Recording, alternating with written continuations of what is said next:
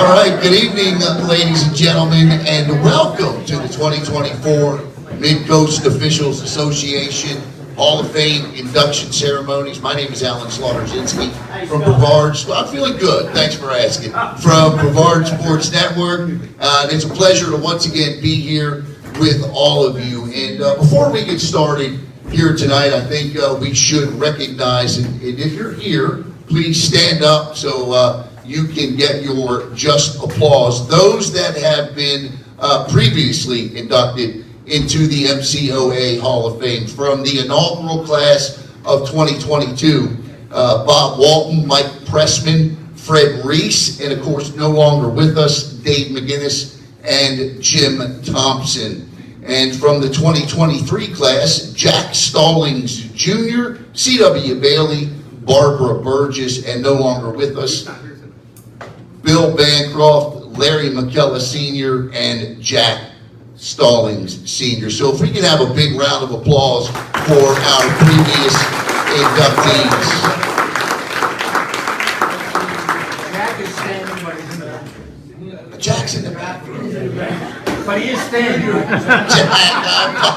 Jack. Are you sure? Maybe. For those that, Jack, I'm told Jack is in the bathroom, but he is standing. So, yeah. So when he comes out, make sure we give him a big round of applause. Let's make sure we do that. We're gonna win. No, we're gonna do this.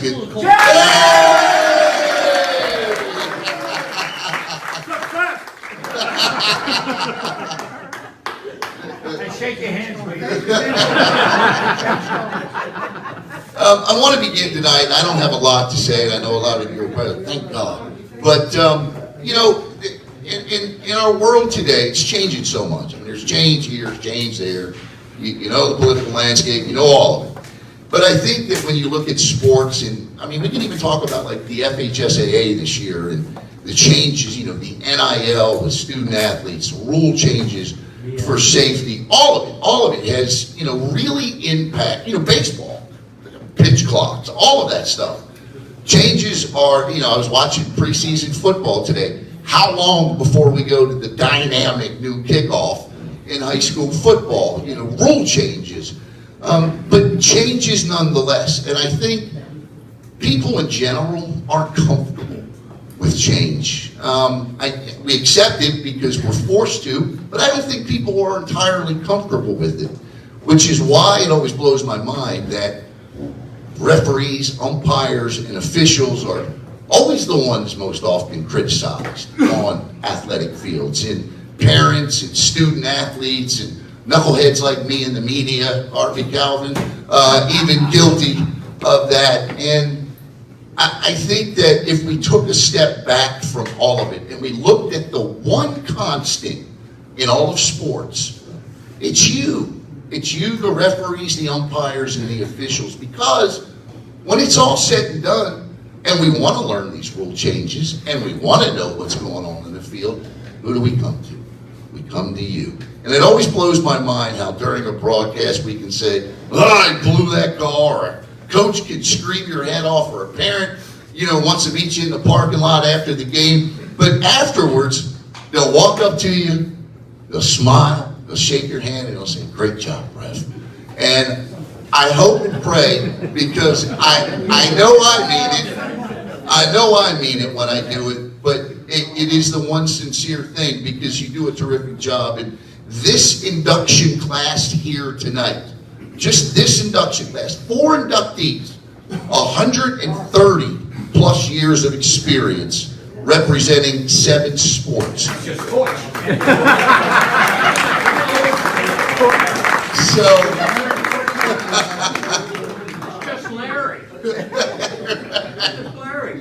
so when you're talking about what is a Hall of Famer, excellence, longevity, consistency, being a team player, and a lot of athletes will get up on podiums and they'll say that's what they represent, but you all truly represent all 4 of those things. So thank you for what you do, and to help me kick off tonight, give yourselves a round of applause, because you wholeheartedly deserve it. And here to help me kick off festivities tonight, the president of the MCOA, Mr. Steve Muzzin.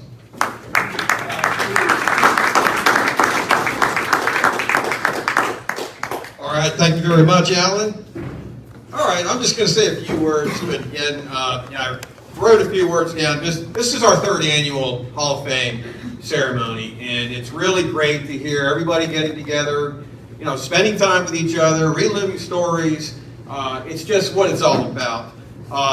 And I'll say myself, I've been an executive member of the MCOA for 10 years, president for 4 years, but this is probably the event that I'm most proud of. And we have a lot of people to thank, but just a little bit about the MCOA. This is our 56th year in operation. Wow.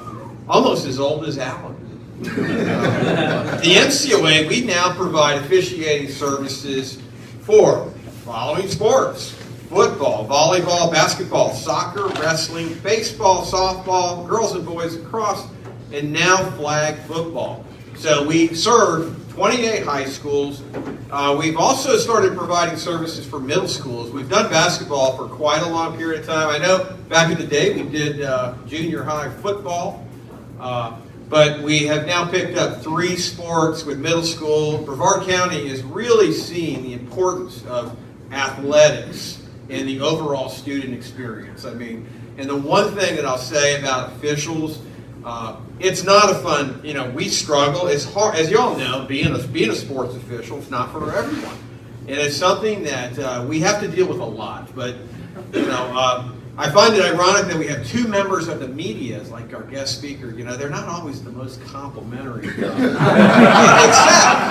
except for the esteemed Barbara Kaywood, and we're so excited that she's going to be here. But Alan's a different story. But no, Alan, we appreciate it. But it's very hard being an official, and it takes a special person. And today we have the best of the best. And I'll say, speaking with Calvin, who is also really big on this Hall of Fame. But there's a lot more deserving members from the MCOA, and we're excited to keep this an annual event. I can think of some names right now who we want to join this special group of people.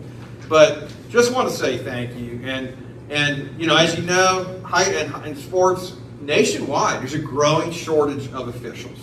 And it's really having an impact on high school sports across the country. Of course, we've had, even just south of us, football is the largest revenue sport. And they're not even, there's counties that can't have Friday night football for all their schools. I mean, because we don't have enough officials to support Friday night football. So I will say, Brevard County, MCOA, we've been able to do that. And we've been able to continue to serve our schools. We're kind of bucking the trend. All of our sports commissioners are working hard to recruit. We always say we need to be younger, we need to be more athletic, and we really want to continue to be more diverse. And I think the MCOA is doing a great job with that. So, okay, a couple things. Before we get started, I do want to take a moment to thank some key folks for making tonight a reality. First and foremost, Mr. Charlie Westerfield back there. Charlie, thank you. And, of course, his lovely wife, Mary Westerfield. Norm Shiger, he's not here, but he's also is quite helpful.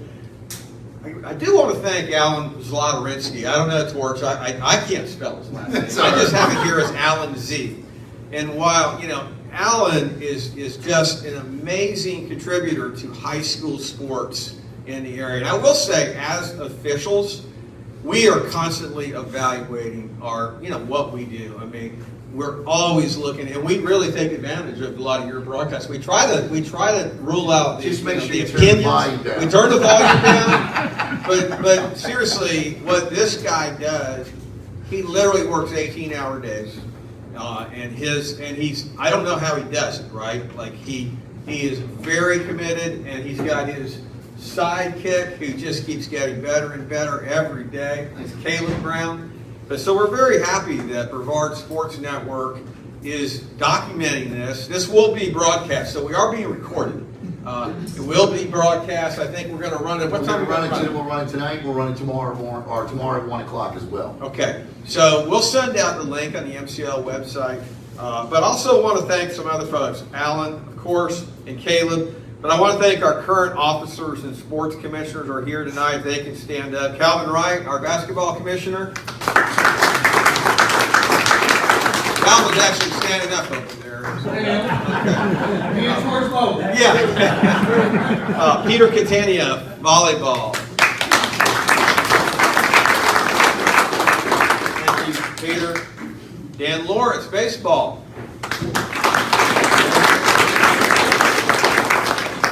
C.W. Bailey, wrestling. I can miss C.W. And really, my buddy Javier Massa, girls lacrosse commissioner. And our softball commissioner is going to be one of our inductees, Bill Schmidt.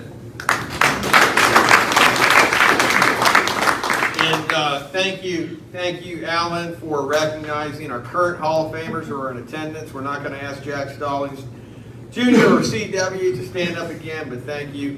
And so I'm going to turn it back over to you, Yes, sir. Alan. Thanks again, everybody.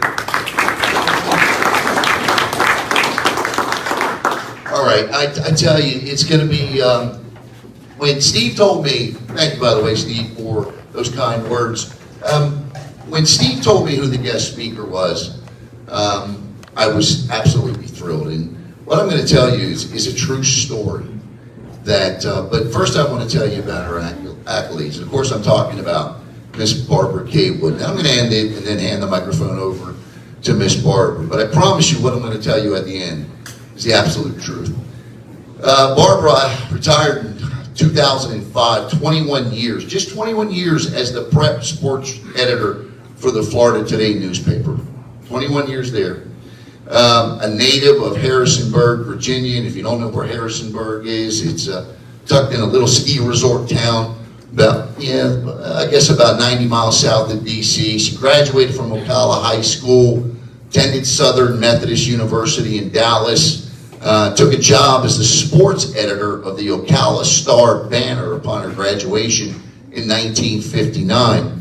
Now, we all know back in the 50s, in the 60s, the 70s, even part of the 80s, women, locker rooms, interviewing athletes, it just wasn't the thing to do. They weren't accepted, and they weren't greeted with kindness, cooperation, but this was Barbara's passion and love. In '84, Barbara came back to Florida, this time to Melbourne and Florida Today.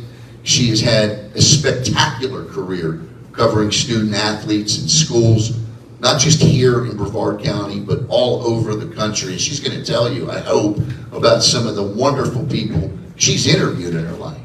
I just found out tonight that she interviewed Satchel Paige. Okay, I mean, think about that for just a second. Her obviously with everything that she, and by the way, Barbara is in numerous Hall of Fames, and of course was inducted into the FHSAA Hall of Fame in 2005. Barbara was the first female sports writer in Florida and Kansas, and she was only the third ever in the entire nation. About a round of applause for that. Now, I want her to have as much time to talk, so before I hand the microphone over to whom I always call the legend, and to me, that's what she is. When we launched Brevard Sports Network, and even back before that with another media outlet, I took about 4 months and did some research.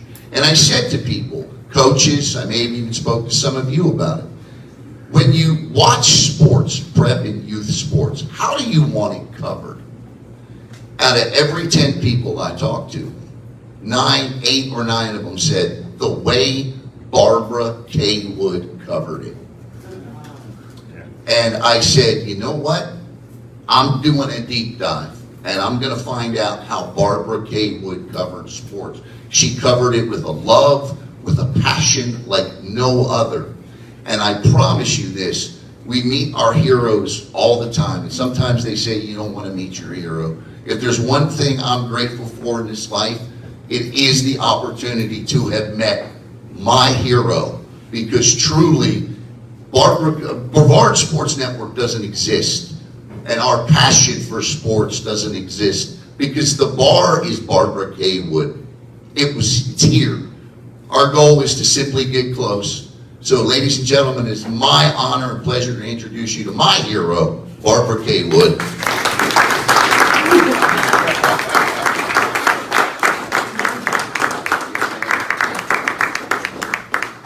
Watch the wire. Watch out for the wire. Okay, I'm done. Wait a minute. I have to sit down because I'm an old lady, and if I stand up too long, I'll fall over. There. Alan told me he was gonna sit in front of me, and I said, then I'll be talking. First off, I have to say thank you very much. You make me cry. I just want to say, first thing that Alan said was, and Steve said about officials, that sometimes that, you know, you catch the bad end and sometimes you get the good end. That's kind of like being a sports writer. Half the time, well, first of all, if you're an official, half the people think you're wrong and half of them think you're right, no matter which side it's on. It's kind of like being a sports writer. Some schools think you favor them, others say you're writing against them. Anyway, I was going to start, I really don't know where to start, except I'll say that 72 years ago, I decided I was going to be a sports writer. I was 15 years old, so I guess I didn't know any better, because 15 years old know everything. And I told my daddy, and he should have known. He wasn't surprised because he started taking me to the ballpark when I was 3. And he said to me, you can do anything you want to do, but you're going to run into hurdles. And if you back down from the first one, the next one will be higher. It's the best advice I ever got, and it still is for anyone needs to know that. You run into a hurdle, you back off, the next one will be higher for you.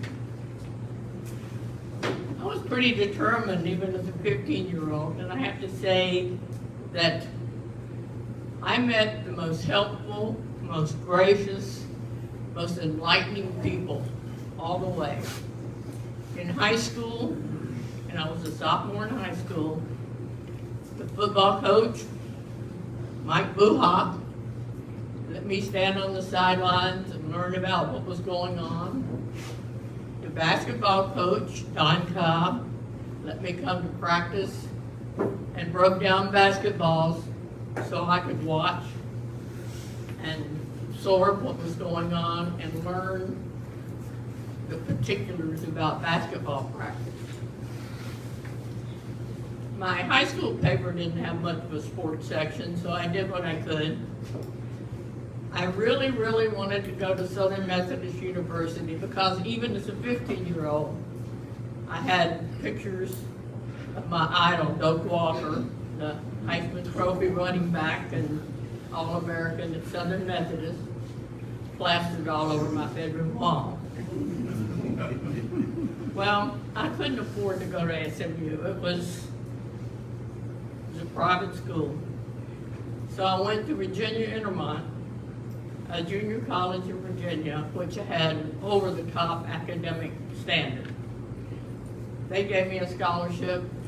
I figured if I did good there, I could get a scholarship to SMU, which I did. I was able to get a scholarship to SMU. So I'd never been to Texas, and I never went on a plane, but there I was. I ended up in Dallas, Texas, at Southern Methodist. One of the first things I did was go to the office of the school paper. And I said, I would like to be the sports editor of the school paper. And they kind of looked at me like I had 2 heads. And they said, oh, we have a sports editor. And I said, well, can I write sports for you? And they said, well, maybe we can find something. 2 days later, I got a call, and they said, could you come over? And I said, yes. They said, the young man who was going to be the sports editor of the SMU campus doesn't have the grade point average. Are you still interested? I said, yeah. And they said, well, okay, but who ever heard of a sports editor named Barbara? We'll call you Butch. I said, you can call me Agamemnon. I don't care what you do. You know, as long as I get this job. So I got it. My second stop, I made an appointment and went over to the SMU Coliseum to see the SMU Sports Information Director, Lester Jordan. The man is a saint. I walked in, I said, I'm Barbara Simmers. He said, oh, you're Butch. I said, yeah. And I said, he says, I know you're the new sports center of the SMU campus. And I said, right. And I need your help. He said, okay, what do you need? I said, whatever you got, I need help because I'm new here. That man got me into every press box in what was then the Southwest Conference. This was 1952. By then it was 1955. So, 57, excuse me. He also set me up as a tutor with the athletic department, which turned out pretty good because one of my students was Don Meredith, if you've ever heard of him. Oh my God. Dandy Don is a trip. I bet. He was a trip. My famous story on Don was well, first of all, I took a photography class with him, and the professor, quote, was James Lawhead, who also happened to be in charge of photography for the SMU athletic team. And of course, Don being an All-American, could do just about anything he wanted. So we'd be in the middle of class, and he says, come on, Butch, let's go out this one and go watch baseball. Okay. But my favorite story on Don was one time he wrote a note to a professor in an exam, and he said, dear Doc, I didn't write any more than this because I saved the rest for the final exam. The professor wrote him back and he said, dear Don, you saved too much.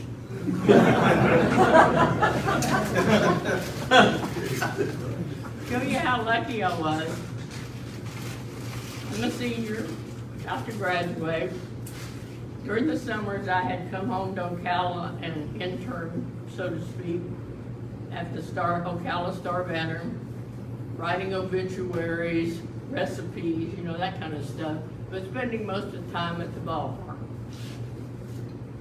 2 weeks before I was supposed to graduate, think about being a 22-year-old girl trying to find a job, I got a call from the managing editor of the Star-Banner, and he said, Barbara, our sports editor just quit. If you'd be interested in the job, we'll save it for you till you graduate. Wow. Now that's karma or something. I said, sure, I'd love it. So I went there, and it was going home. My parents still lived in Ocala. I loved it. I got to cover everything. The best thing was during one thing that at that time, all of Boston Red Sox farm teams trained in Ocala. And I spent so much time at the ballparks in the spring that the equipment manager gave me a chair with my name on it. But the best thing about all that was that the head of their farm system was a guy named Charlie Wagner, who had been the road roommate with Ted Williams. One day he said to me, Ted's kind of helping with our hitting, and he's going to be in town next week. Would you like to interview him? I mean, you know, he's a Pope Catholic.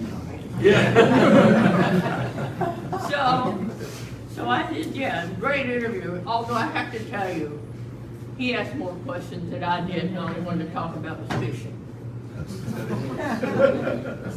It was great, though. It was really, really good, and I can tell you some other things. Anyway, I stayed in Ocala for 15 months, and then I got adventuresome again, so there's a newspaper trade magazine called Editor and Publisher, and they ran ads for jobs.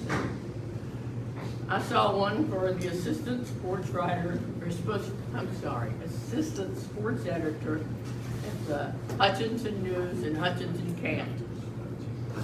I'd never been to Kansas before in my life, but I thought, oh, and I have to go back and tell you that my first job in Ocala, I was making the grand sum of $67.50 a week. So when I applied to the Hutchinson News, I said I would not come for less than 90. This was 1960, so my car payments were $37, so that kind of gives you an idea. Anyway, one evening, having supper, as we called it, with my parents, phone rings. I had to go back in the hall because you had to get the long phone with the cord. I answered it and I said, hello, is this Barbara Simmers? I said, yes. Pardon my French, but the managing editor of the news at the time was John McCormickey, a crusty Irishman who had won a Pulitzer Prize and was very blustering, and he says, well, gee damn, you said you had me convinced before you said you were a girl. Do you want the job? I said, excuse me? Who is this? He says, well, it's John McCormickey at the Hutchinson News. Do you want the job? I said, well, will you meet my financial requirements? He says, yeah, but you gotta be here in 2 weeks till fall season starts. Okay. I said, okay. Went back to the kitchen, told my parents, I said, I'm going to Hutchinson to work for the Hutchinson News. My mama said, where? My daddy said, well, this is when Kansas City was, their protein was the athletics. He says, well, let me check the schedule and see if the athletics are playing at home that weekend. And if they are, I'll drive up with you to Hutchinson and then take the train to Kansas City and watch a couple games. So that's what we did. I ended up staying in Hutchinson, Kansas for 24 years. Wow. I have to tell you, Hutchinson is the home of the National Junior College basketball tournament, which is, it was different back in the 60s and 70s because then a lot of kids went to junior college because they didn't have the grades to get into four-year college. And there were some pretty famous ones. And I remember, you might know the name of Ernest Gilmore. I remember he was the first 7-footer to play in the tournament. I remember standing on the second row of the bleachers to talk to him because he was 7'1". Anyway, so I had really great adventures. I loved Hutchinson, and I did primarily cover junior college basketball. And then, after a while, in 1984, my parents were still in Ocala. They were getting older, so was I. And my son was going off to college, and I said, it's time to go back to Florida. So I sent out resumes to papers with beaches. And there weren't a lot of papers that were falling all over themselves to hire a 47-year-old from Kansas. Luckily, one that did was a Titusville Star Advocate, which was a weekly back then in 1984. At the time, what is now Florida Today was just Today. And there were 3 weeklies, the Cocoa Times, the Melbourne Times, and the Titusville Star Advocate. So I came to Titusville, Florida. And at the time I was covering just Titusville. And a year later, Al Duhart decided that the Cocoa Today would become Florida Today. And they combined the 3 weeklies and hired a huge staff and built the palace on US 1. And anyway, I think at the time our sports staff had 19 people on it, which tells you something. And that's when I really got involved. My job then was covering preps, high schools in Brevard County. Best 21 years of my life. Because it's long been my thought, and I think it's so important, that I was more interested in knowing about the people who played. I wanted to know about the people behind the numbers. Stats are good, and it's all a lot of fun, but I loved getting to know the people. Not only in prep sports, you know the people, you know their parents, you know the kids, you know the coaches, and it was just a great time. And I met a lot of good people. I met a lot of good officials. That's how I got to know so many officials, because when I came here, I started covering football games on the sideline. Couldn't do that in Kansas, it was too damn cold. But in Florida, I could cover football games on the sideline. I always sat right behind the scores table in basketball. So I got to know a lot of officials. Unfortunately, I've been retired for 19 years, and most of them aren't here tonight, or unfortunately some of them are deceased. For some reason I'm still there. But anyway, it's been a great career. I've met some great people along the way, and like Alan said, I did get to interview Satchel Paige once. I interviewed Magic Johnson. I interviewed Dr. J, who, when I shook hands with him, his thick fingers came about here. I've had a lot of great people. Olga Corbett, the gymnast, you might remember, since but none more important than the kids I've met here. I still keep in touch with many, many, many of I call my kids. For instance, I don't know how many of you remember a running back from Palm Bay named Corey Philpott. He has twin sons, both of whom are starting on teams in the Canadian Football League. And Levon Sands, who was a triple track winner for Florida Air, just coached the kids who didn't make it to the finals, but who went to the Olympics in the long jump. I still correspond with him on a regular basis, and many others, and that's fun. They were always my kids, and I guess they always will be. But anyway, 72 years after I decided that I wanted to be a sports writer, I are one. And I appreciate you all being here and having me. Thank you so much.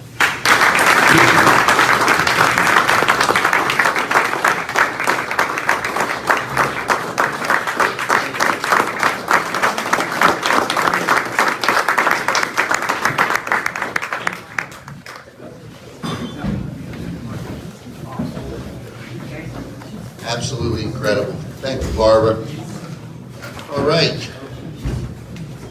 You know what? Let's give Miss Gatewood one more round of applause, please.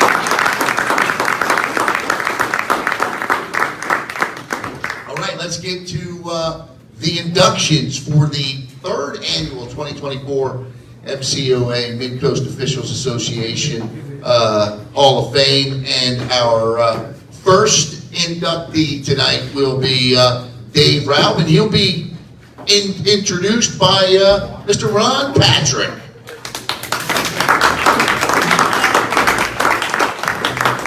And their accolades will be up here on, right behind us. Yeah, absolutely.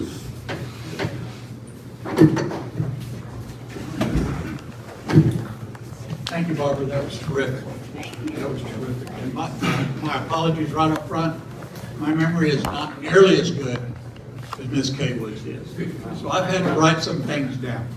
It's my privilege to introduce Dave Robb to you tonight, but I got to tell a little story first. And if you don't mind, I'm going to read it, because if I freestyled it, I'd go 15 or 20 minutes. I don't want to do that. So I've known Dave for 33 years. We both joined the MCOA in 1991 in the sport of baseball. After several years of baseball, Dave took up volleyball. And a few years after that, Dave started talking to me and say, Ron, you need to become a volleyball official. I didn't know anything about volleyball. I know a little more now. I didn't know anything about volleyball. And in trying to get me to start, Dave would always say how easy volleyball is to officiate. Saying things like, Ron, you're indoors. There's no rainouts. All right. The gyms are all air conditioned. There's no sweating. Even better. The coaches have to stay seated so you don't get yelled at. It's kind of going downhill from here. The girls, they're a lot nicer to the officials than the boys are in baseball. No. And lastly, and this is what sold it, Dave said, there's no running.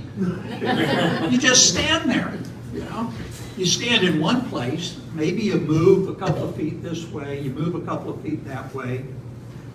But that's what got me hooked. Took tries volleyball. He should have led with that. No running. He should have led with that. So I started thinking about it, and I started to watch volleyball on TV. I never really paid any attention to it. It looked like fun, looked pretty easy to do. Serve the ball over the net, move a little bit. The other side gets 3 tries to return the ball, move again. Keep doing that until the ball hits the floor. And it didn't look like there was a whole lot of rules in volleyball. Oh my goodness. So in 1997, I took Dave's advice and signed up for volleyball. The tests were difficult. I had no idea. But Dave helped. I'd call him on all these questions. But boy, was Dave wrong about a lot of things. Back then, and there are now, rainouts in volleyball. Like when the water's coming out of an AC vent onto the court. Or there's sweat all over the floor because the AC went out, and these girls are working, okay? And back then, some of the gyms didn't even have an AC. They had these huge exhaust fans, you know? And specifically, the games that I got early on, they didn't have AC anyway. They were the smaller schools, so there was something about that. So they had these big, huge exhaust fans. They're blowing hot air around. They'd blow it in, blow it out. They didn't know. Whatever they thought would help cool it off. But, of course, nothing ever did. Almost like being outside umpiring baseball. And back then, the coaches, they had to stay seated. Now they can stand up and wander around and get in your ear and your business and everything. But back then, they had to stay seated. That was a rule. But that didn't stop them. Oh, no. Didn't stop them a bit. When they wanted to, they'd disagree with your call. And then they just stand there, glaring at you. And then sometimes they'd yell a little bit. And the girls, They were even more dissatisfied with your level of competency than the boys were in baseball. And they're not shy about letting you know. Okay, they'll tell you. And the no running part. As any official here who's ever officiated a sport in the gym will tell you, try getting to your car ahead of an angry group of fans after a ball game. Telling you what you can do with your whistle. Okay? You better be running. So these days, I don't always take Dave's advice, except when it comes to rules questions. He's the Jedi. Okay? Let me fill you in on about officiating volleyball. It ain't as easy as it looks on TV. And there are a lot of rules. I thought there was 2 or 3. How thick could the rule book be? You know, like 2 or 3 pages. No. There's a rule for everything that you can think of. If the ball goes this way, it's one rule. If it goes the other way, there's another rule. If you touch the ball a certain way, there's a rule against that. If you don't touch it a certain way, there's a rule against that. You're told where to point, when not to point. Holy crap, there's just rules about everything. And believe me when I say it, Dave knows all of the rules. Again, Dave's the Jedi of rules. Softball, volleyball, he's the man. When he did baseball, he's the man. And Dave is an avid rules guy. He's the rules interpreter for volleyball and softball. If you need help with volleyball or softball rule, talk to Dave. Or maybe even a rule for a sport that he never even officiated. Okay? Basketball or football or whatever. Ask Dave. He knows the answer. He's a walking Google search. Dave has helped me out a lot over the years. And when I get confused about a rule, which I'm sure Dave would say is quite often, he sets me straight. It is very well deserved and appropriate that Dave be introduced into the MCOA Hall of Fame. In closing, Dave has 2 sons that serve in the Army. He's very proud of them. And he's got a daughter, I think she lives in Denver, right, Dave? Phoenix, Arizona. Phoenix. Close enough. And Dave has several grandkids. And 3 of his grandkids, his daughter, they have the greatest middle names that you'd ever want to hear. But I'm going to let him tell that if he wants to. Dave is a good official and a better friend. So, without further ado, I give you the man, the myth, Mr. Know-It-All, the rules anyway, Mr. Dave Robb.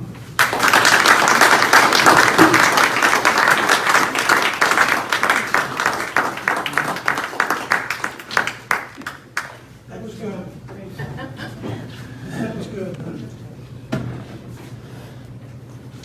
And I'm going to sit down too because I'm getting old. But yes, I do have 2 children, 3 children. One's a full bird colonel in the Army. He is brigade commander stationed in Korea. His son is a Black Hawk pilot. He's in Tennessee. So, and my daughter's a genetics dietitian in Phoenix, Arizona.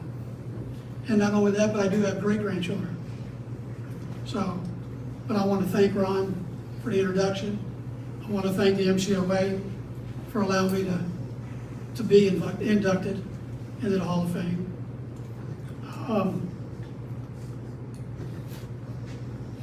I have worked with a lot of officials. Like Ron said, I started in baseball, so I worked with Jim Thompson. I worked with Buddy Jackson. That's a name you haven't heard in quite a while. Dave McGinnis, Bob Walton, Joe Hutton. I've worked with a lot of them. 25 years I did baseball. And I enjoyed it, never complained about it, worked my assignments. Then I fell in love with volleyball. And volleyball is my calling. I enjoy it. And softball, I've done for 17 years. I've worked for Bill Schmidt. He's been kind to me with my schedule. I don't have to travel as far because I live in North Titusville. So I don't have to go all the way down to Sebastian or to some of these places. But I've always enjoyed it. Bill's a welcome addition to the Hall of Fame also. I gained a softball wife while I was there. Mary Cowers, my softball wife. Nobody else wanted to work with her. So I get stuck with her a lot. No, she's a very good official, and I do that. I'm here tonight with my best friend. High school, went to high school together. I could tell some really wicked stories. But she married my cousin. And then she got divorced. We hooked back up on Facebook a number of months ago, and lo and behold, we've been enjoying a life together. So, but I want to say, I can't hardly read some of this stuff, but yeah. It's kind of tough, but I cut back my sports in 2017, so I had to quit doing baseball. Field just got too big for me. Some of the officials would go out on a can of corn. Some of you guys know what I mean. So I just gave that up, stuck with with softball and volleyball. And yes, I'm a rules interpreter. I've also been a trainer. I was a trainer in baseball back in 2003 for state clinics. Went to one state tournament for baseball, but I've done so many in volleyball, that it's hard to count. It's something like 12 or 14 of them. And one of my first ones in 2003. I don't know if y'all remember John Byfoss. John Byfoss and I, he did one of my first state tournaments with him, and I was only an official for like 4 years. So, but I've really enjoyed it. I've enjoyed working with a lot of people. I enjoy working with just about everybody. I go to all kinds of sports. I watch Calvin on the basketball court. I've even been to watch CW in a wrestling match. We've had a couple of good entries this year. I've got Daniel Papadick back there. He's one of our newer officials for our organization. Great inspiration to our officials. I really enjoy that. So I think that's about all I need to say. I hope I just have a few more years to be able to go ahead and continue it. And I enjoy working with Kevin. What's your grandkid's middle name? Oh. You're welcome, Okay, Dave. now listen. Yes. You gotta remember, my daughter is really squirrely. Where did she get that from?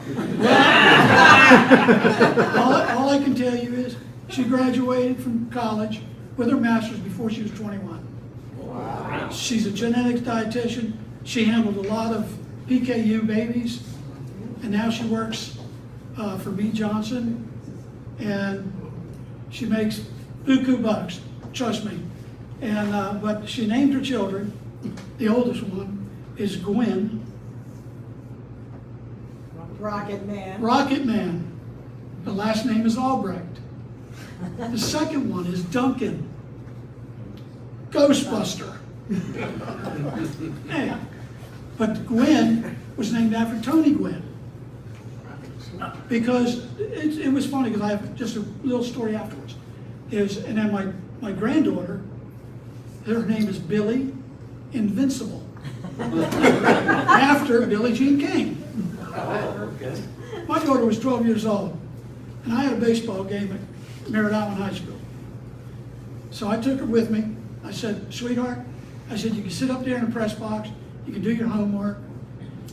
22 innings later, I get scratched by the other umpire. Brad Dunn says to me, I'm never going to work with you again. We had to take a pee break after 12. But it was 22 innings. And we finally get out of there, 11:30 at night, ground ball to the third baseman, error between his legs, game was over. So my daughter said, "Dad, I really don't want to go anymore." But I was a single father, and she traveled with me a lot. So she was a good trooper. She followed baseball. She knew a lot of names. So, and like I said, I've done a lot. But thank you very much.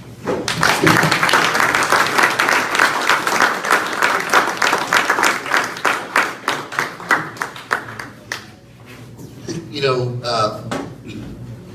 congratulations. One more round of applause for Dave, please. I'm gonna push back on just one thing that Mr. Ron Patrick said, because as we broadcast volleyball a lot on Brevard Sports Network, and Caleb is with me a lot, there will be comments that come up. And from time to time, you know, we try to ignore them for the most part, but every once in a while I'll see Ron Patrick, and you better believe I'm reading that comment because I know I have screwed something up on the broadcast. But congratulations, Dave, and just a tremendous, you've seen on the screen behind us, just a tremendous career. And all right, on to our next inductee, Mr. Dennis Harland, who will be introduced by C.W. Bailey.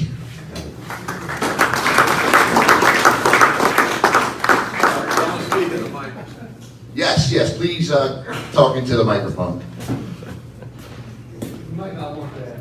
Yeah, I forgot last year. Oh, brother, to my favorite damn Yankee, and we all know the difference between Yankees and damn Yankees, being from Florida, right? Yankees come to Florida, visit, and go home. Damn Yankees come to Florida and stay. And Dennis has been here for about 112 years, and he's my favorite damn Yankee. The state sent you a thing for your 45 years of FHSAA officiating. Like I said, you've been here a long time. There are rumors that when he started officiating, that one of his matches involved Abraham Lincoln.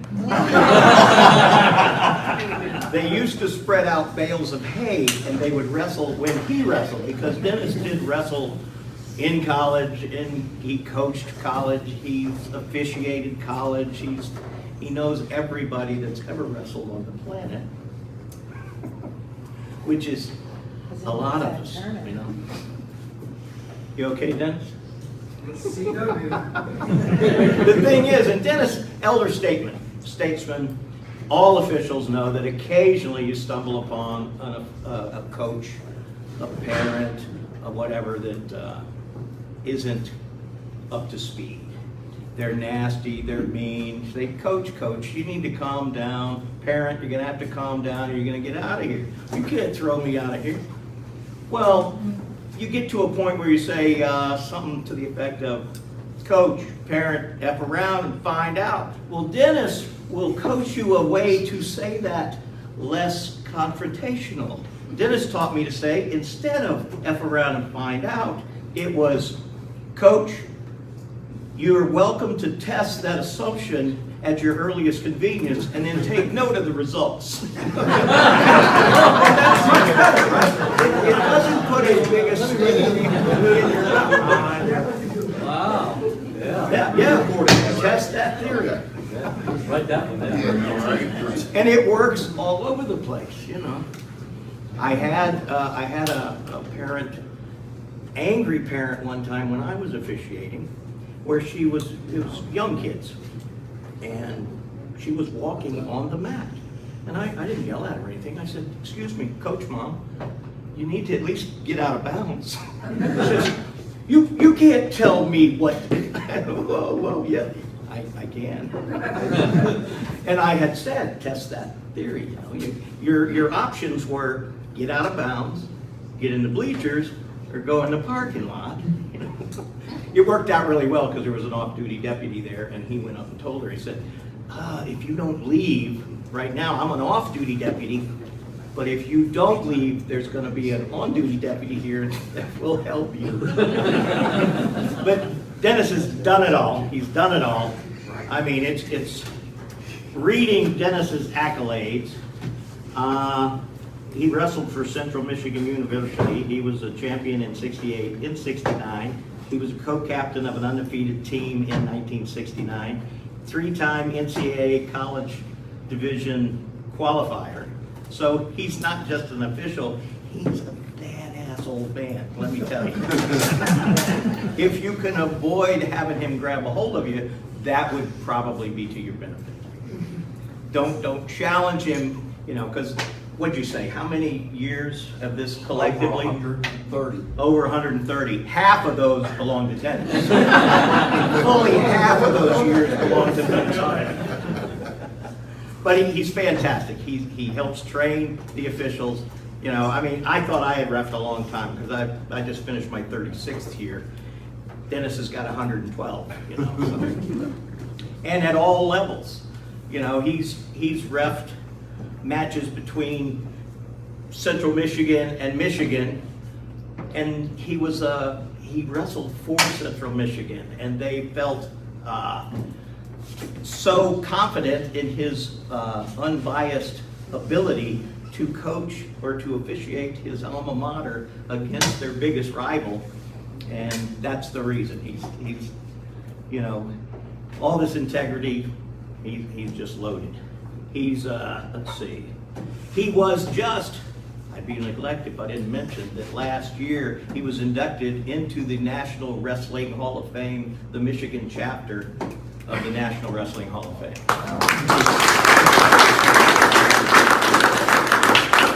And deservedly so, you know.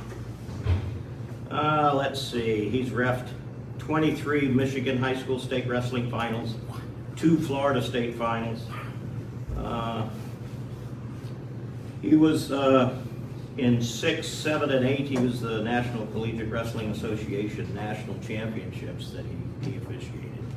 There's very little that you could even imagine that he doesn't know about the sport at every level. Yeah. And I'm proud to call him my friend.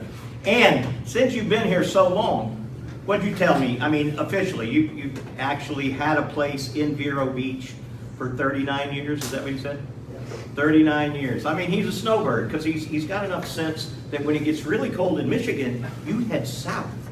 Because even a bird with a brain the size of a pea knows enough to head south when it gets cold, and he does that every year. That's why we've had him for all these years, is because he's smart enough to head south when it gets cold. Now, as a Miami Beach-born Florida native, by the power vested in me, with all the years that Dennis Harlan has been here in Florida, I designate him an honorary Floridian. Oh, and we did get you a shirt here. Since you've reffed for so long, you have the ability to have.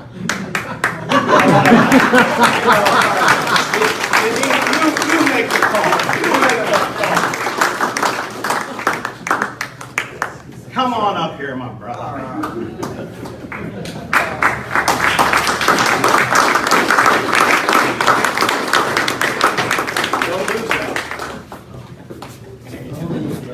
that. Very Floridian. How do you follow that act? Can you hear me okay back there? We need to use the mic. Use the mic, sure. It's being recorded.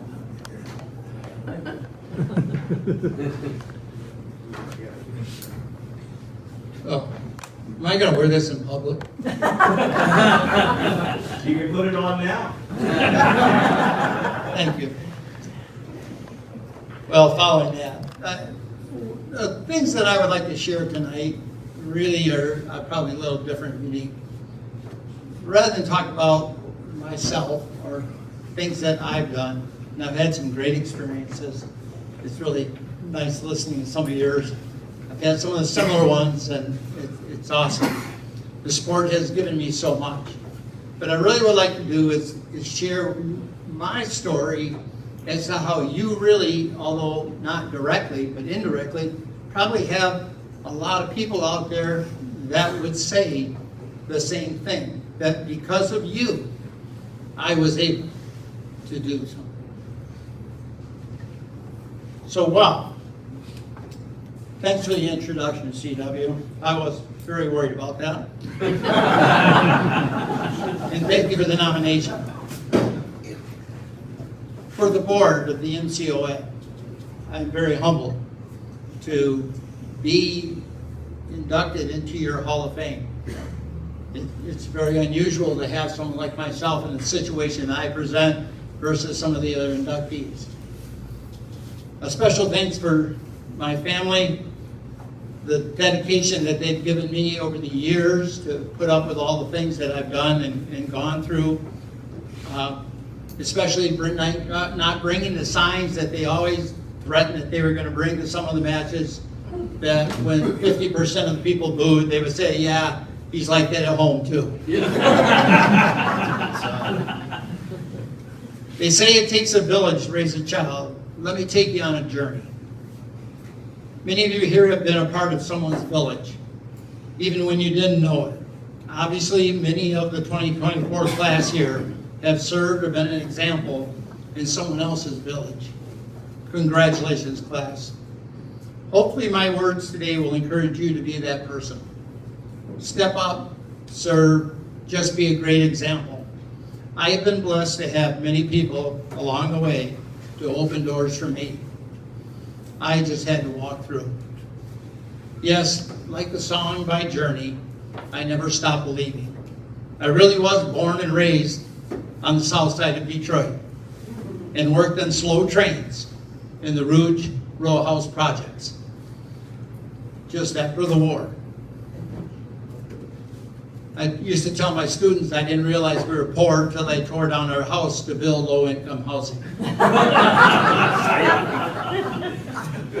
There was mom, dad, and 6 boys, and finally, baby sister who's here tonight. It was a very dysfunctional family. We moved to a brand new city. In May, I was placed in a 7th grade elementary class with some great people. With their friendship, support, and examples, I became the only one of the 6 boys to graduate from high school. It was there that athletics and coaches opened doors. Our school was brand new, grades 10 and 11. We had no seniors. They graduated from their old schools. Absolutely no cliques. The closeness and camaraderie were off the charts, special. I joined the track and cross country teams. My junior year, a football coach volunteered to start the wrestling program. We got out a book, learned how to do a switch. It all began. My senior year, a baseball coach stepped up, take over the program. Graduation day came, and the day I turned 18, it was off to the steel mills on Zug Island. If you've ever seen the movie Flashdance, that was my job. Working in the ingots for the steel mill and making the iron ore. I had a steady job and making good money. I just wanted more of the fun wrestling had given me. Opportunities were provided to me by many people. Then the most pivotal day of my life occurred. My cross-country and track coach stopped by when I was in the front yard and he told me, you need to get out of town, go to college. I said, who would take me? I completed a just graduate curriculum. He told me CMU was accepting additional students to balance enrollment. I applied in June, got in, and knew the first day I wanted to coach and find that one kid who needed someone to believe in them. I recall the president in his welcome speech saying, look to your left and to your right. In 4 years, one of you won't be here. I looked and said, sorry to hear about you. Great Lakes still was not an option. I then went to the wrestling coach and asked if people were allowed to join the wrestling team. He said yes, and the door was open. I sprinted through. The NCAA had a freshman rule that made all freshmen ineligible back then. It was a chance to grow. Upon graduation, I took a job as a head coach at 22 years old with a new program. What I didn't know was the blessing of being surrounded by the most gifted and extraordinary staff I could learn from. Their examples of competency, parenting, and marriage allowed me to grow as a person. After 10 years of coaching, we were hit with pay to play. I just never could handle that. I struggled with the idea that they had to pay to play. And it convinced me to go into officiating. For many years, I refereed the Michigan State University Open each November just to be ready for the high school season. My favorite thing. I've never pursued an assignment and turned down one when asked. I had no interest in college officiating. I had seen what my colleagues chased and quit. It was here that Dave Dean, the MSU assistant coach, offered a whole new door. He asked if I would officiate their duel with Indiana. Of course, Dennis says yes. So my first NCAA duel was a D1 Big Ten match. Along came the formation of the College Wrestling Officials Association. The commissioner just kept asking me to walk through doors, and I just kept saying yes. We have been coming to Vero Beach for 39 years, as CW mentioned. After retiring, I contacted another association about possibly working as an official. Although I had officiated numerous state finals, I was met with a cold shoulder. I then contacted Jack Stallings. I got an enthusiastic reply. Never looked over my shoulder after that. MCOA was my association. Having had many outstanding experiences over my years, I wanted to take a back seat and just stick to the 3 S's I always described to. Get to the scoreboard, scorebook, sign, shower, and split. With the advocacy of Jack and CW is Mr. Iron Horse, never seen a guy like that. Officials always looking, when's my break, when's my break? CW is like, I don't take such a thing. Amazing. I've never seen in all my career one official that's ever done what he does. I was selected to officiate in the FHSA state finals. I was also selected to do my 23rd Michigan High School Athletics Association finals the very next weekend. I requested from Michigan that I be released from the regionals on the same weekend as the Florida finals. Never got another Michigan final after that. Ironically, the following season, I was selected to again officiate the FHSA state finals. However, my wife had to start chemo treatment at the University of Michigan Hospital for her recurring breast cancer and recent surgery. Obviously, the finals had to be turned back. Again, never got another FHSA final. Then there was a time I had an FHS team regional at Bishop Moore in Orlando. The same day my wife's Vero Beach basketball team that I helped with was in the state finals in Lakeland. Drive to Orlando, knock it out, zoom to Lakeland, win an Class 8A state championship in basketball. Officiating assignment completed. On December 27th, I began my trip to Vero Beach again this year, headed for the Palm Bay duels. Just past Toledo, Ohio, the phone rings. My 100-year-old father-in-law was sick and headed to the hospital ER for influenza A. Mind you, at 100, this World War II vet had no ailments. He had always lived on his own. My wife and I cared for him through a series of setbacks until his passing in March. It was in the first time in 40 plus years I did not officiate a high school match. Working here in the NCOA and NCAA D1 can have its challenges. Like the Buffalo match I did one time, I blew an inadvertent whistle due to a high school application for a college match. The coach yells, "You can't stop that." I respond, "You're right." The next day I have the same team at another university. Yeah, that went over well.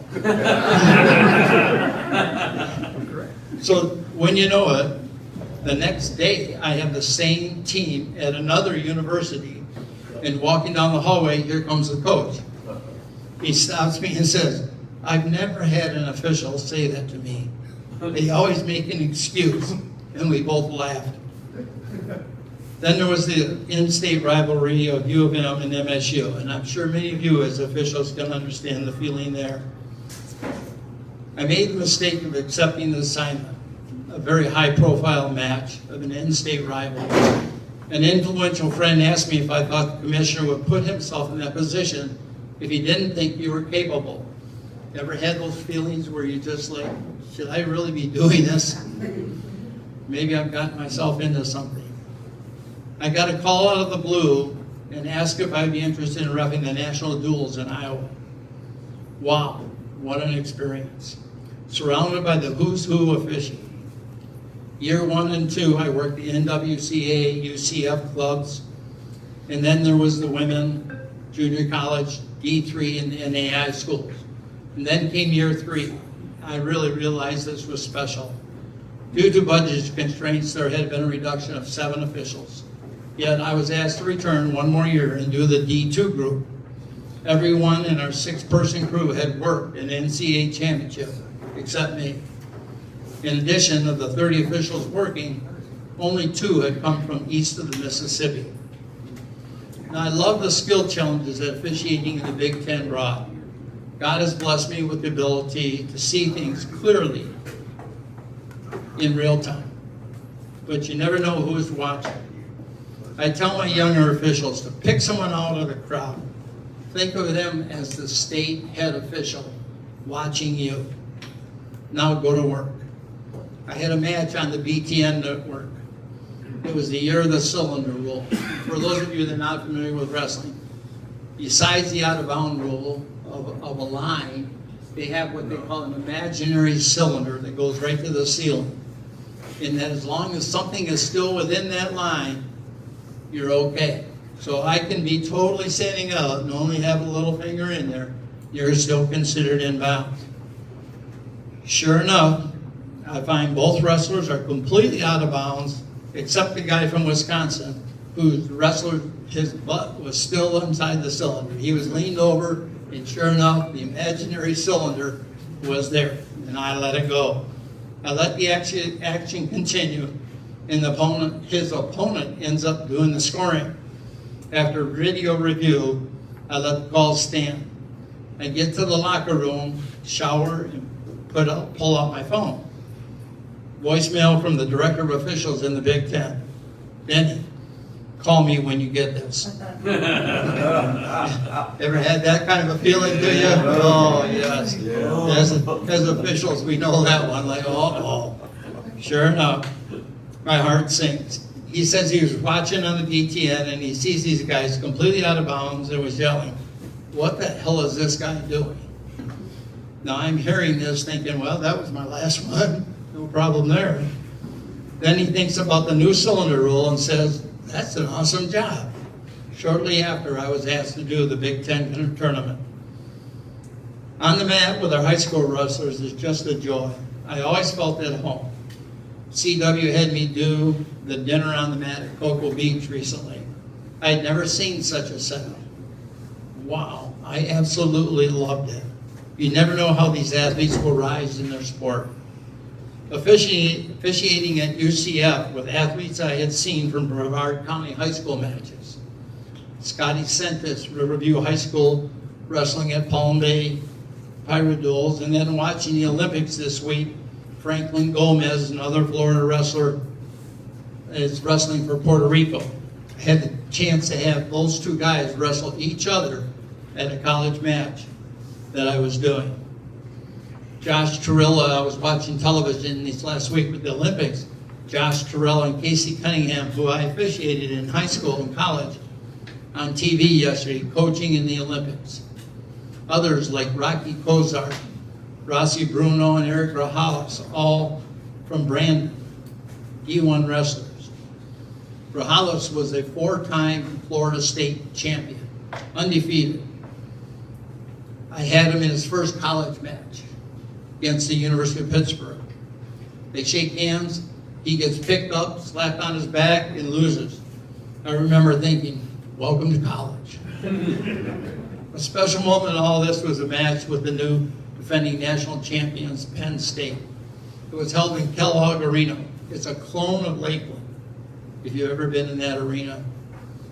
I was here in Florida when I got a call from the Big Ten office. They wanted me to do the match. A youth tournament had been running all day. When it was paused for the 2 p.m. duel, we were up on the podium. I saw the arena staff was setting up ropes to keep everyone back. I went to Casey Cunningham, the Penn State assistant, whom I had officiated in high school and college, an NCAA champion. Then the other coach was our current Olympic coach, and Tom Minkle, my collegiate teammate, MSU head coach, and Olympic athlete and coach. Since I knew them both, I asked if there was any objection to letting the kids stand right at the podium, and they agreed it was okay. It was one of the most beautiful experiences. Words don't express how awesome it was to see those young guys with 2 Olympians in the coach's corner and NCAA individual champions next to them. And to think Denny Harlan got to be right there in the middle of it all. The only hiccup was Nico Magaludis, as an outstanding freshman, was given one of his only losses that year. He had used an illegal hold as he went through on an underarm spin, pushed the arm out backwards, and about dislocated the guy's shoulder. Penalized him, ran the injury time. And after about a minute and a half, Cale Sanderson, Penn State Olympic champion and head coach, comes over. And about 1 minute of the recovery time, and says, "Did you call that illegal?" I answered, "Yes, had to." He replies, "Why?" I say, "By rule?" And then quickly walk away, thinking, yes, would have been enough. But no, I had to defend it and keep talking. Another lesson learned. So I will apply that lesson and stop here. Again, thank you for who you are and all you do. There's a reason officials are in short supply. I was at my grandson's 11-year-old basketball practice. My grandson's here tonight. And one of the players happened to make a comment. His quote says, "My coach always said there are 3 jobs in basketball. You can coach, so come over here and sit down. You can play and shut up, or you can officiate." And they are like the lines. They are only there because you have to have them to play the game. Let that one sink in. I'm very thankful for all the opportunities and memories for those people who are watching. Somewhere out there, there's another Dennis Harlan watching and learning from you. Thank you very much. I'm very pleased and humbled by your acceptance of this.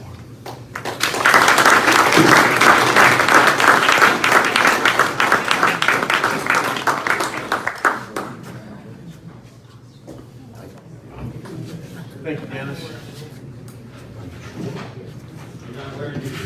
All right, great job. Let's hear it again one more time for Dennis Harlan. All right, next up, and before I do that, I just one more time want to thank Miss Barbara Cawood for her story. It was really a privilege to hear your story, and thank you again, Barbara. And I know it's getting dark out. Are you okay? I'm okay. Sure? He knows I'm an old lady and don't drive at night. Worried about her driving Down at for night. me. Okay, so we're halfway home. Next up is my privilege to introduce Bill Schmid. Bill Schmid is our next inductee. Since I've known Bill ever since I started with the MCOA, 1985. I think, Bill, you probably started about 1990 or so? 89, yeah. 89. The thing about Bill, always someone you can count on, okay? When I think about Bill, he's been reliable, enthusiastic, dedicated, always very knowledgeable of the rules, always working to get better. And so while he's made his mark and is known for softball, I've gotten to know him a little bit as a basketball official. I think he worked 29 years, and we do have some basketball officials here. We got Kevin Holder. We got, good to see Tyrone Archie here. And we got Calvin back there. We got Javier. And of course, the legend himself, Torch. I think we can all agree with one thing, one memory we have of Bill. And I think Bill leads the MCOA in most technical fouls per game. One thing about Bill, Bill's never afraid to dish out a technical foul. Okay, and I think we, we always love working with Bill, right? Because Bill never backed down, right? I mean, Bill was always the guy to do that. And I'll say this, I've also gotten to know Bill as a fellow board member, and that's really where I've seen his leadership with the MCOA. And this Hall of Fame thing, it's about your on-court, on-field, on the mat, your accomplishments, but it's also what you've done to contribute to the MCOA outside. And his accomplishments are many in the sport of softball. What's most impressive to me is how he's always tried to put his men and women first, like who he serves. He's very much a servant leader, and he's so worthy of being inducted today. He cares very much about his fellow officials. Some of Bill's accomplishments, he was a member of the first group of fast pitch softball umpires for the MCOA. It's about 34 years ago. He's been the MCOA softball commissioner for 14 years. So that says something. That's an elected position. And, your members vote for you. Okay, so you're not appointed. That's an elected position. He's served, he's worked the state Final Four 6 times. 3 of those have been finals. He's helped work with the Cape Coast Conference softball coaches to develop fall ball. This is a very strong, softball is very strong in the Brevard area. And Bill has worked in helping develop the fall ball. He's allowed our new softball umpires to train under the supervision of experienced umpires, and they get paid for training. One thing, Bill is always looking out for his officials. And it's with that, it's my honor to introduce Bill Schmidt.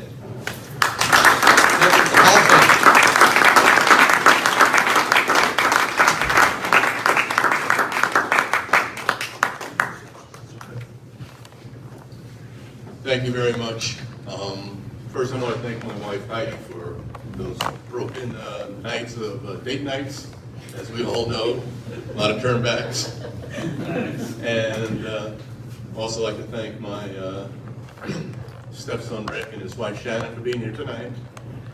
And I was just thinking back, during basketball, my first varsity game was with Torch and Bob Hall. My God, how can you not enjoy that? I remember Coach Armstrong coming up to me and saying, "You're not going to get in trouble tonight." And it was so much fun, and I want to thank Dave for all the help that he's given me over the years.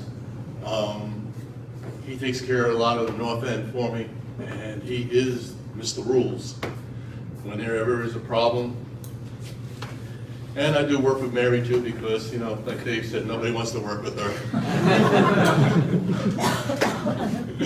And so I sometimes have to back up as her backup husband. Over the years with softball, to see it grow, I still can remember doing basketball and seeing Miss Crawford right behind me, somebody reporting a foul, shaking her head. And also when I'm working first base during a tournament, and you have it being broadcasted, and are you sure about that? It's all part of fun, and the experience I had, and got to umpire with Kelly Kretschmann, Olympian, as you well know, and great people, and I'm very happy to see how softball has grown in this area from when I first started doing it over 35 years ago. It's become, women are now being able to get the scholarships that men only got. And it was very important that Brevard did move from slow pitch to fast pitch.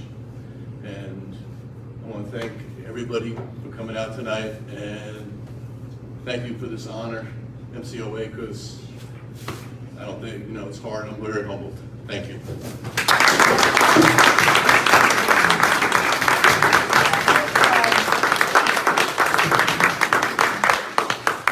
I don't ever recall criticizing umpires during a baseball or softball broadcast, but I have said things like, well, there's ball one right down the middle. All right. A lot of personal irony for me here tonight, and our final inductee happens to be the very first MCOA official I ever had the pleasure of meeting, and I've never forgotten him. I love him, and when I walk in, and I can even remember a couple of years walking in and seeing him carrying volleyball flags, and what the hell is going on here? It's just, I think it was a Cocoa Beach football game, Larry, I first met you at way back in, well, if I say way back, but for me it was 2012, 2013. But here to introduce Mr. Torch into the MCOA Hall of Fame, J.B. Caldwell.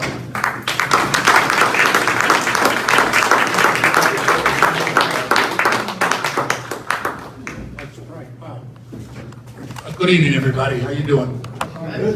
Okay, we're going to save the best for last. A couple of acknowledgments as we go.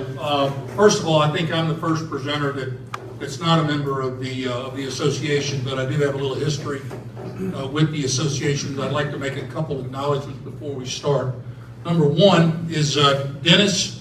I won't go into the details of your story, but you touched my heart, because there were some things in your story that I can really relate to, so I enjoyed your words. Barbara, what an awesome job. Did you know Roger Gilmore in DeLand, Florida? Roger Gilmore was a sports writer when I came up at DeLand High School, and it didn't matter how bad you played, he found some good in it. And that's what I took from your comments there, so appreciate what you did for the game. Media that's here. Alan, I think it's a big deal. I think it's a big deal. And there is a national shortage of referees all throughout the country. And to have the media here, or former media, speaks volumes of your support, so thank you for that. MCOA, this Hall of Fame is a big deal. It is a big, big deal. So I want to commend you on what you're doing and acknowledging people in the business. This night is not about me, but officiating has been my life. And I can relate to a lot of the stories and things that I've listened over there. I took some notes, and I try to always learn a little bit from some of my elders or my colleagues. So thank you for that. With that, Larry Torchia, the Torch. And before I start with the introduction, I want to say, Fran, I know you're here tonight, and he doesn't do anything without a good support and a great wife. 57 years.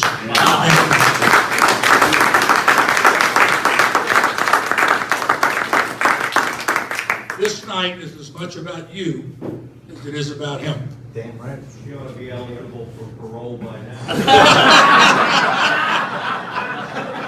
I knew I could get something because I'm not a comedian. I'd like to start off by saying Torch in 2016 was inducted in the Space Coast Sports Hall of Fame, I believe, so I want to certainly acknowledge that.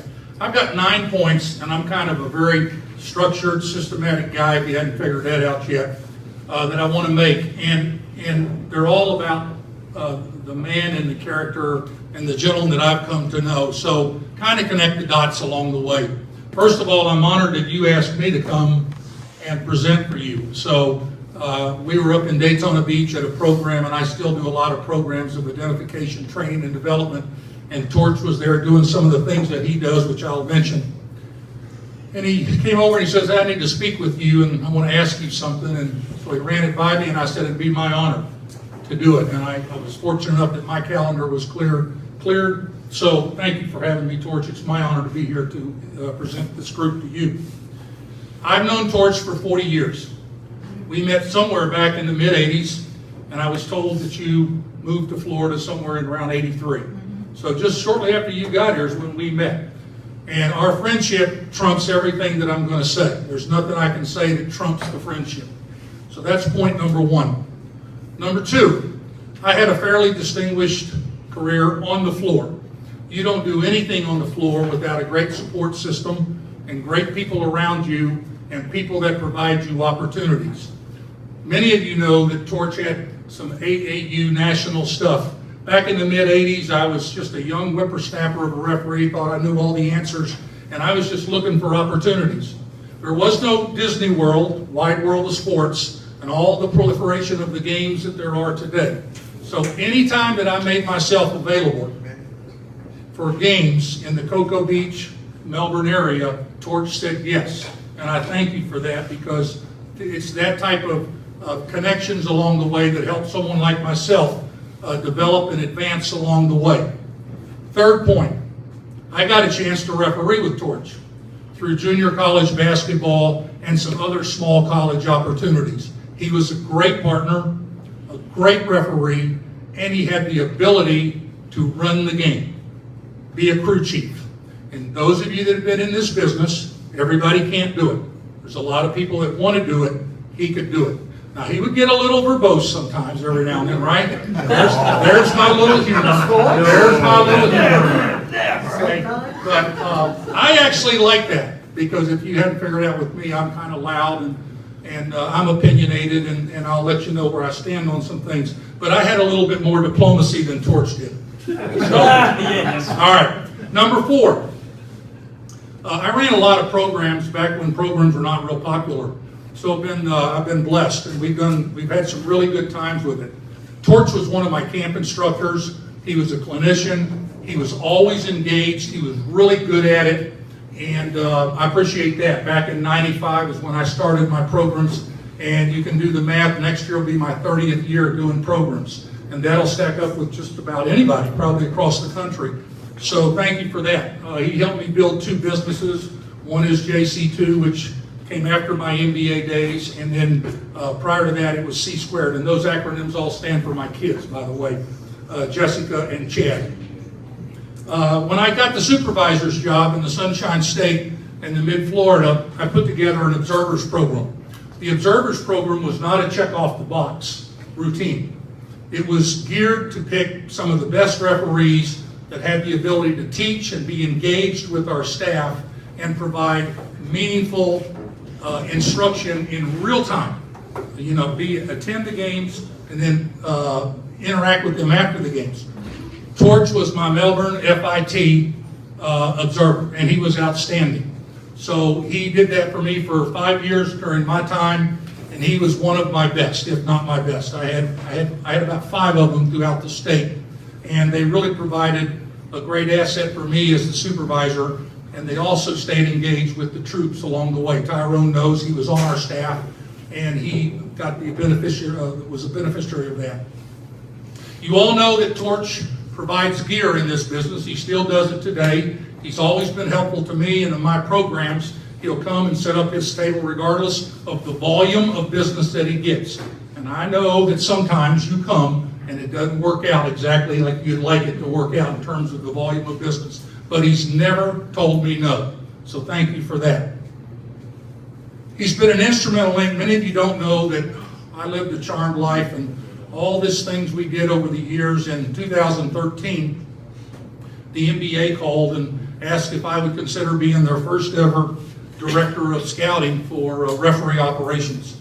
And after some discussions and negotiations, we came to an agreement. And along the way, and I won't get into data points, but we have the data.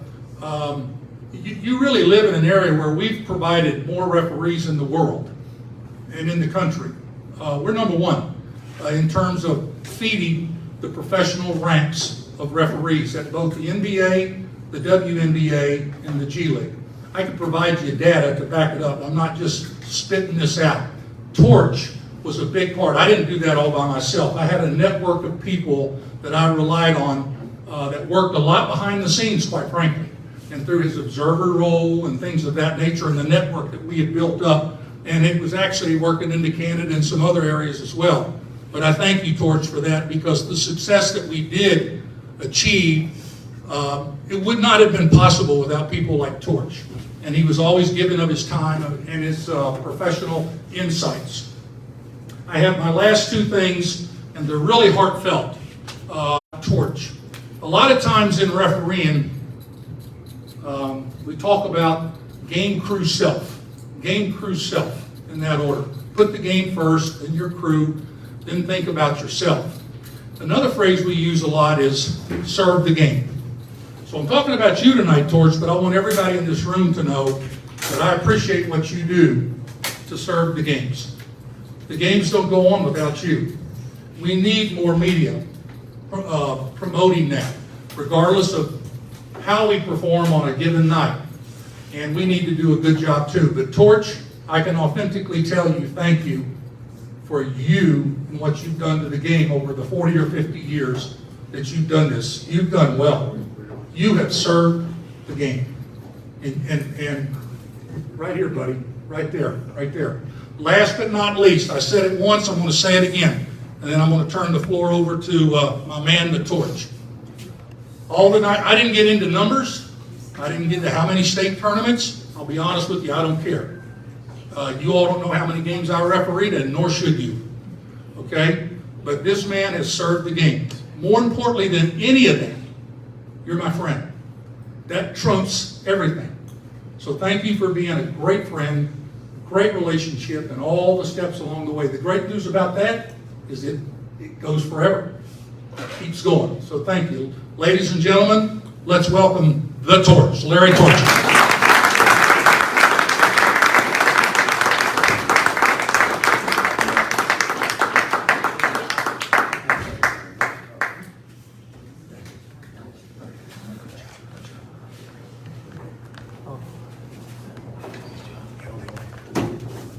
Okay, I'm here. Last but not least, everybody stand up and take a break. It's been a long sit down there. Stand up for a minute. Anybody have to go to the restroom, you better go now, because I have a 20-minute speech.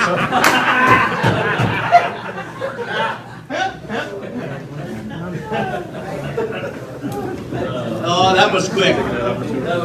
No pee breaks. This is a great night. I'm honored. I appreciate it. Barbara, it's great to see you again after all these years. Alan, it's always good to see you. Steve, I see you every week. So anyway. First of all, Dennis, stand up. Dave, stand up. Bill, stand up. Want me to help you up, old man? You guys are great, and it's great to be inducted into this class with you guys. I appreciate you. Love you all.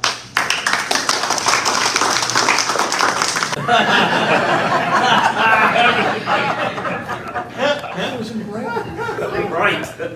I came to Brevard. I came, I saw, and I conquered. Oh yeah. You know? That's it. I had a speech all written out, but you know, it's all gone. And here's the thing. My rock is here with me tonight. My lovely wife, Fran.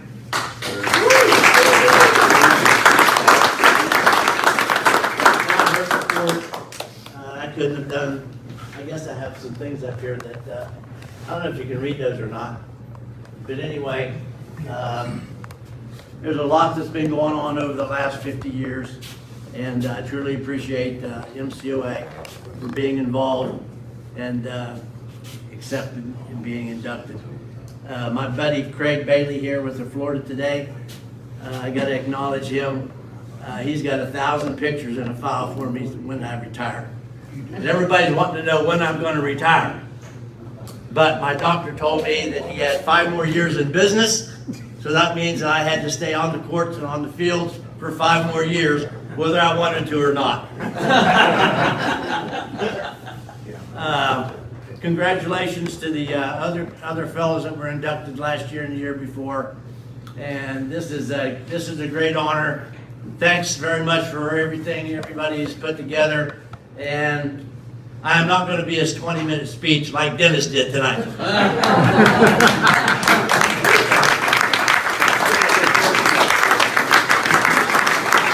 All right, everybody. Okay, we're just about done.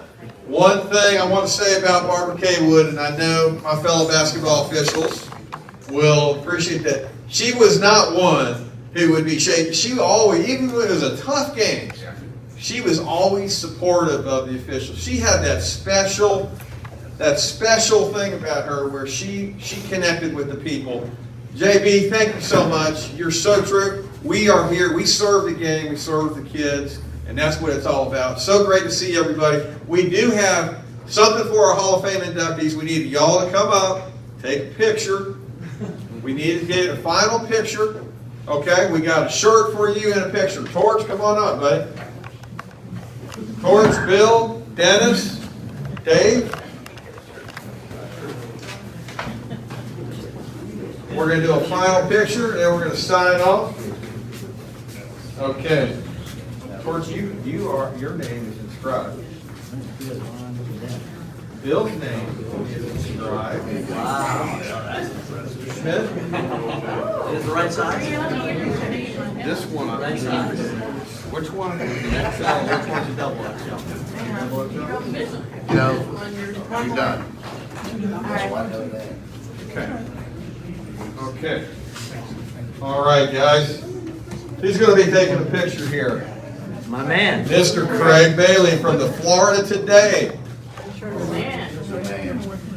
There we go. All right. Final picture. That's what he was pointing at. Bill Schmidt just came off the cruise today, Hope you don't have and he's recently retired. I forgot to say that. There you go, that's good. Great picture. Great picture.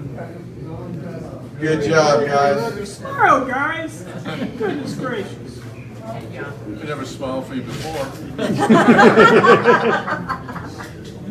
How much is true, but smile tonight. There you go, perfect. All right, all right. Hey, one final thing. We had a presentation here. Please go to our website. You guys will see the presentation with pictures. This is going to be broadcast. 1 o'clock tomorrow. 1 o'clock tomorrow. This will be broadcast on Brevard Sports Network. We'll be able to constantly get it. Okay? Thank you, everybody. Thank you, everybody, and good night.